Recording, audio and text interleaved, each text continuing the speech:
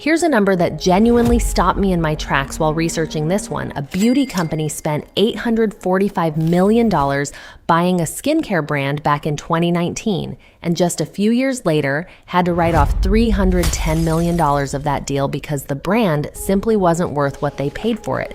And guess who ends up covering that gap in the long run? The customer buying the tiny bottle at full price.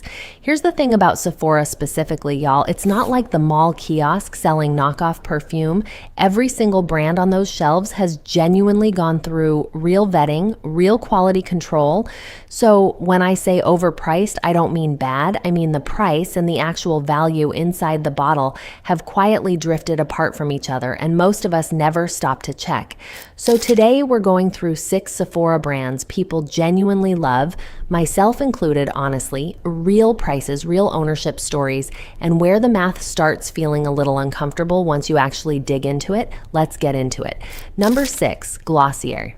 Picture this. You walk into a Glossier setup. Everything's dressed in that soft millennial pink, minimal packaging, super approachable branding, and you pick up the Balm.com, a basic tinted lip balm, running you around $14 for a tiny tube that fits in your palm. The formula itself is genuinely fine. It's a solid lip balm. It glides on smooth and gives a nice sheer tint.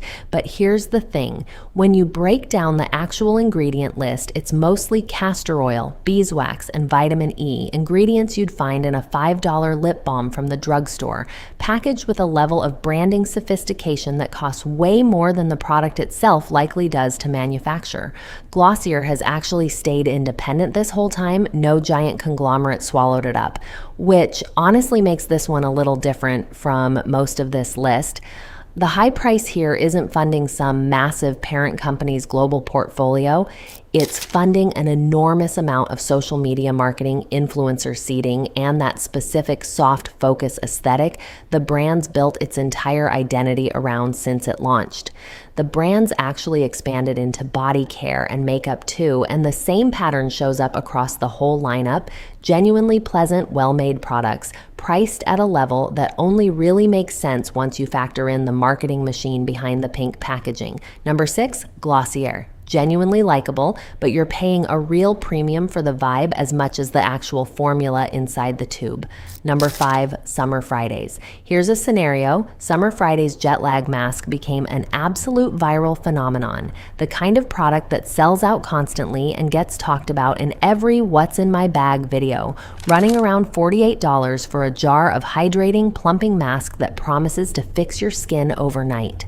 Founded back in 2018 by Mariana Hewitt and Lauren Ireland, 2 content creators turned beauty entrepreneurs, the brand built itself almost entirely on that same influencer marketing playbook, gorgeous minimalist packaging, constant social presence, and a formula that's genuinely pleasant to use, but honestly not doing anything dramatically different from other hydrating overnight masks sitting at half the price on the same exact shelf.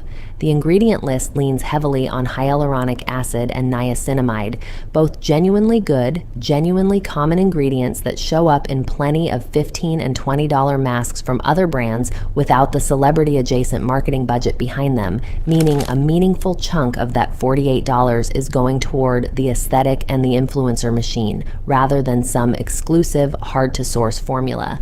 The brand's grown fast since launching, expanding into lip products and body care, using that same playbook every single time, gorgeous branding first, fairly standard formulation science underneath, and Sephora shoppers keep buying in largely because the packaging photographs so well. Number 5, Summer Fridays. The mask genuinely works, but you're paying influencer brand pricing for drugstore adjacent chemistry. Number 4, Tatcha.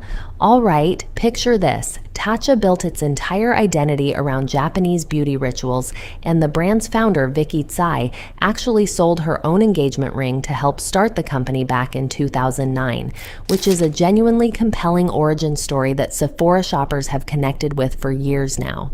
The Dewy Skin Cream runs around $70, and it's beautifully formulated, genuinely lovely texture, built around ingredients like green tea, rice, and algae that the brand markets as an ancient trinity of anti-aging superfoods.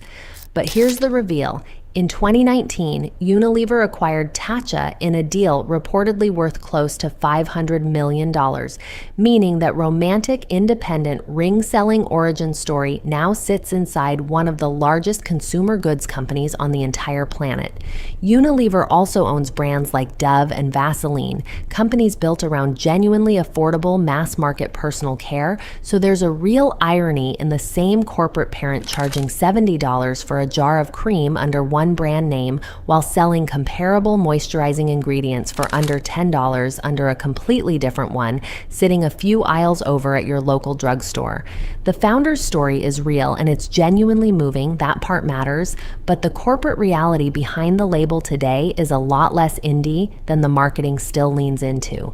Number 4. Tatcha, a beautiful brand with a beautiful story, now quietly funding a completely different kind of company than most customers probably realize. Real quick before we get into the top 3, if you're into this kind of breakdown, following the actual math and ownership behind your favorite Sephora brands, this is what we do here every single day.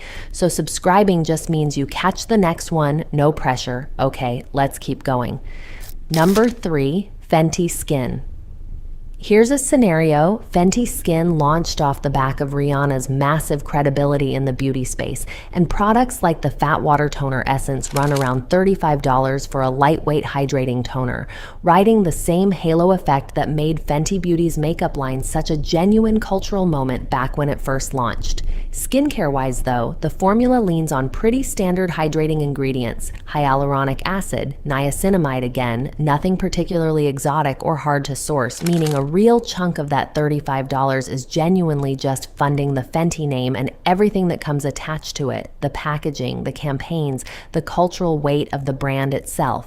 Fenty was built 50-50 with Kendo, the beauty incubator owned by LVMH, the same luxury conglomerate behind Louis Vuitton and Dior, and reporting has actually indicated LVMH explored selling its stake in the brand, with the reported valuation coming in meaningfully lower than what the brand was worth just a few years earlier, suggesting even industry insiders think some of that early hype has genuinely cooled off since the launch.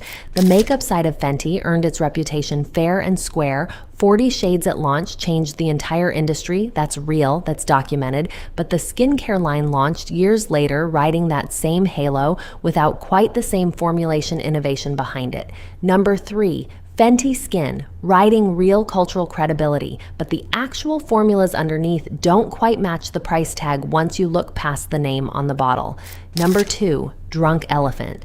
All right, here's the big one. Drunk Elephant built its entire reputation on the Suspicious Six pledge, avoiding essential oils, drying alcohols, silicones, chemical sunscreens, fragrances, and SLS. And products like the TLC Framboos Glycolic Night Serum run around $90 for a relatively small bottle that doesn't last nearly as long as you'd hope.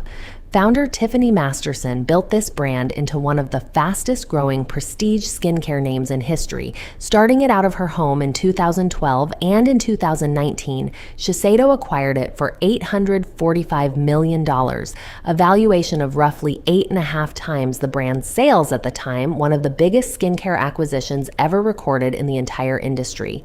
Here's the part that genuinely surprised me though. Shiseido's own internal target was to grow Drunk Elephant to around $660 million in annual sales within a few years, a target the brand never actually reached, and Shiseido ended up writing down $310 million of that original deal, meaning even the company that bought it eventually admitted publicly they'd overpaid for what they got. That kind of write-down doesn't happen quietly either. It shows up in shareholder reports, it gets covered by financial press, and it's a pretty rare admission from a massive company that the brand math simply didn't hold up the way they projected. Number 2, Drunk Elephant, a genuinely good clean beauty formula sitting inside one of the most expensive beauty acquisitions that didn't even pan out the way the buyer expected. Number 1, Charlotte Tilbury. Okay, number 1, and it's gotta be Charlotte Tilbury because this brand has become such a Sephora staple that people barely question the pricing anymore. The magic cream running around $100 for a moisturizer, marketed around this whole your skin but better transformation promise that's become the brand's entire identity. The formula itself is genuinely nice, lightweight, gives a soft glow. Plenty of loyal, repeat customers swear by it, but breaking down the actual ingredient list, it leans on pretty standard emollients and hydrators, nothing that would explain a $100 price tag on pure formulation cost alone. The real premium here is coming from packaging, marketing, and the celebrity makeup artist story behind the brand's founder. Charlotte Tilbury is owned by Puig, the Spanish luxury conglomerate also behind Rabanne and Jean Paul Gaultier fragrances. And Puig has been aggressively expanding the brand's product lineup year after year. New shades, new finishes, new skincare launches constantly, meaning you're increasingly paying luxury conglomerate margins on products built around fairly conventional skincare science that isn't dramatically different from what you'd find elsewhere. The brand's marketing is genuinely some of the best in the entire industry that deserves credit. It's just worth remembering that a huge chunk of what you're funding is that marketing machine, not some rare or unusual ingredient sitting inside the jar. Number 1, Charlotte Tilbury, the brand that's become so normalized at Sephora that almost nobody stops to ask why a jar of moisturizer costs the same as a nice dinner out. All right, let's run it all the way back. Number 6 was Glossier, independent, but you're paying real premium for the aesthetic over the formula. Number 5 was Summer Fridays, influencer brand pricing on genuinely common ingredients. Number 4 was Tatcha, a beautiful founder story now sitting inside Unilever. Number 3 was Fenty Skin, riding real cultural credibility past what the formulas alone justify. Number 2 was Drunk Elephant, an $845 million deal that Shiseido itself later admitted was overpriced. And number 1, Charlotte Tilbury, the $100 moisturizer nobody questions anymore. Here's my honest takeaway, y'all. None of these are bad products exactly. That's genuinely important to say. But a lot of what you're paying for at Sephora isn't the ingredients in the jar. It's the packaging, the marketing budget, and increasingly some massive conglomerates' profit margins sitting quietly behind a really good origin story. Tell me in the comments, which one of these do you still think is worth the splurge and which one genuinely surprised you today? Because I read every single comment down there. If this was useful, go ahead and subscribe because tomorrow we're doing the exact opposite. 6 Sephora brands that are actually underpriced for what you're genuinely getting, and a couple of those picks might shock you even more than this list did. Thanks for watching DupeAudit. Catch y'all in the next video.